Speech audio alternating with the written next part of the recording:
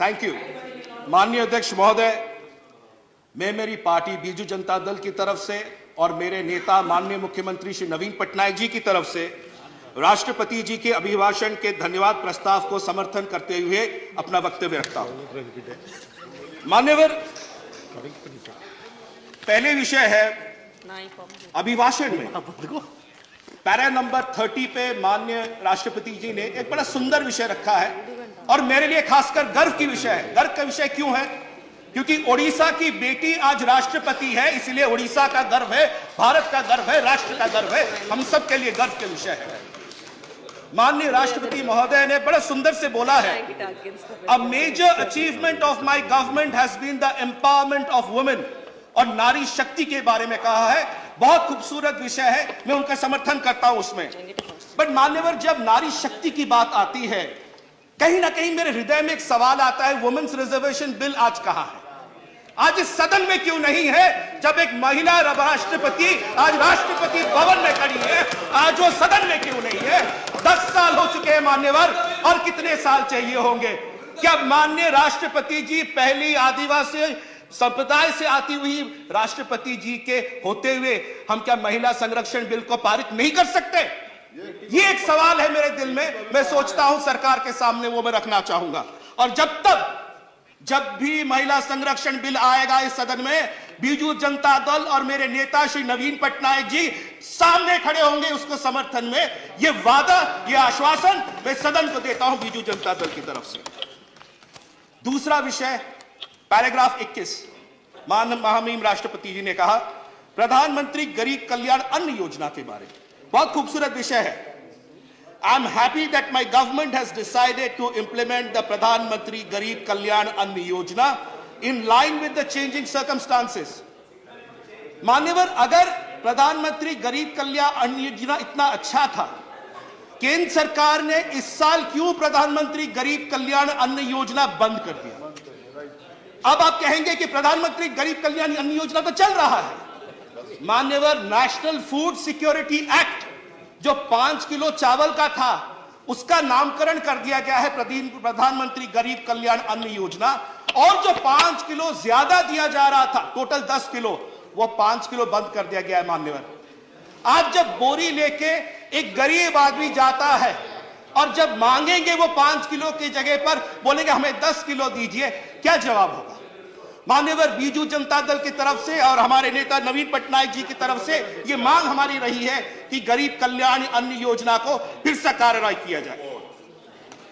मान्यवर, अभी आते हैं महामहिम राष्ट्रपति जी के पैराग्राफ नंबर 65 पे। उन्होंने कहा है, after the formation of my government on an average 11,000 houses way built every day for the poor in India under the Awas Yojana. बड़ी खूबसूरत योजना है प्रधानमंत्री आवास योजना।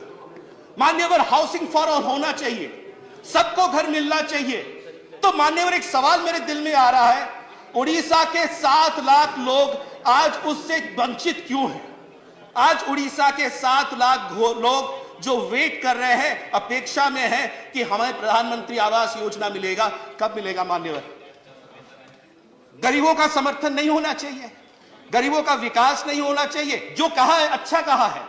अगर हाउसिंग फॉर ऑल होना चाहिए तब उड़ीसा के हर एक गरीब के सर पे छत होना चाहिए। और ये मांग बीजू जनता दल और माननीय मुख्यमंत्री श्री नवीन पटनायक जी की हमेशा रही है, और जब तक आखिरी छत ना लग जाए उड़ीसा में, तब तक ये डिमांड हमारा चलता रहेगा। किसानों के विषय पे आते हैं। पैराग्राफ नंबर 25 पे राष्ट्रपति जी ने बहुत सुंदर बोला है, 11 crore small farmers of the country are also in the priority list of my government. किसानों के बारे में है। 1.5 गुना एमएसपी कहां गया? किसानों की आय द्विगुनी कहां गई? स्वामीनाथन कमीशन के रिपोर्ट के बारे में क्या हुआ? पैडी प्रोक्योरमेंट में मान्यवर, आपको जानने आश्चर्य होगा, पारबॉइल्ड राइस जो हम लोग खाते हैं वहां पर, उसका एफसीआई ने बिल्कुल बंद कर दिया है प्रोक्योरमेंट। फूड सब्सिडी में 14,000 करोड़ का अभी भी फूड सब्सिडी में पेंडिंग है। यह वास्तविकता है मान्यवर। हम जरूर अच्छी अच्छी बातें सुनना चाहते हैं और अच्छी अच्छी बातें बोलना चाहते हैं, बट वास्तविकताओं के बारे में भी चर्चा होनी चाहिए। ओडिशा जैसे राज्य के बारे में भी चर्चा होनी चाहिए, और ये हमारी मांग रही है किसानों के बारे में। अभी हम आते हैं आदिवासी भाई बहनों के बारे में। महामहिम राष्ट्रपति जी उड़ीसा से आती हैं, आदिवासी हमारी बहन है, और ये हमारे लिए गर्व का विषय है। और उन्होंने बहुत खूबसूरत से पैराग्राफ नंबर 26 में कहा, my government has taken unprecedented decisions for the pride of the tribal communities. बहुत खूबसूरत विषय है मान्यवर, बट पिछले 40 सालों से 169 कम्युनिटीज उड़ीसा में आज भी इंतजार कर रहे हैं कब उनको एसटी लिस्ट में उड़ीसा के शामिल किया जाएगा।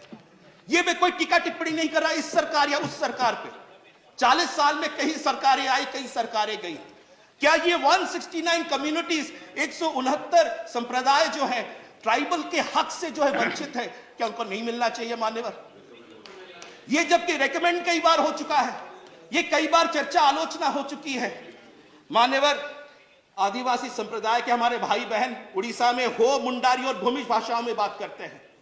पिछले 15-20 सालों से कंसिस्टेंटली डिमांड रही है कि उनको एक शेड्यूल ऑफ इंडियन कॉन्स्टिट्यूशन में दिया जाए। मान्यवर, साल के बाद साल आ रहा है, चर्चों के बाद चर्चे आ रहे हैं, मगर आज हमारे आदिवासी भाई बहनों के लिए अगर हम हृदय रोता है तो हो, मुंडारी और भूमिज भाषा जैसे संथाली भाषा को आपने एक शेड्यूल में दिया, उनको क्यों नहीं दे रहे? देना चाहिए मान्यवर। मान्यवर, केंदू लीफ के ऊपर 18% जीएसटी लगाया गया है।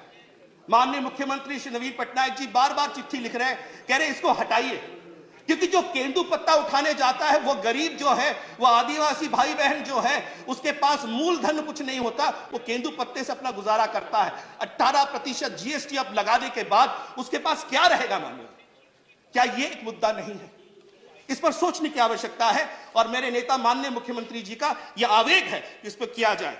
मान्यवर, मेरे पास बात 4 और स्पीकर्स हैं, समय कम है, मैं इतना कह के खत्म करूंगा कि ओडिशा इस पूरे भारतवर्ष में एक ऐसा राज्य है जिसके कोयले से यह पूरे देश जो है चमकता है, जिसके खनिज से यह पूरा देश आगे बढ़ता है, जिसके 20,000 करोड़ रेलवे हर साल देने से रेलवे को आमदनी बढ़ती है। हम बार बार ये डिमांड कर रहे हैं, माननीय मुख्यमंत्री श्री नवीन पटनायक जी डिमांड कर रहे हैं कि ओडिशा को स्पेशल फोकस स्टेट का दर्जा दिया जाए। इसका मतलब क्या है? साइक्लोन आता है तो हमारे घर टूटते हैं, हमारे खेत खलियान टूटते हैं, तो 3 साल के लिए, जब से साइक्लोन आए या कोई भी विपत्ति आए, 3 साल के लिए 90-10 का जो शेयरिंग पैटर्न है उसमें दीजिए, 60-40, 50-50 में मत दीजिए। ये मौलिक विषय है। 8 मिनट मेरे कंप्लीट हो चुके हैं। मैं आपके सामने निवेदन रखता हूं कि महामहिम राष्ट्रपति जी का तो अभिभाषण हम लोग सब समर्थन कर रहे हैं, हमारी ओडिशा की बेटी है, हमारे लिए गर्व का विषय है, बट साथ में ओडिशा का विकास और हर राज्य का विकास इस देश का होना चाहिए। बहुत बहुत धन्यवाद आपको। श्री विजय साहब।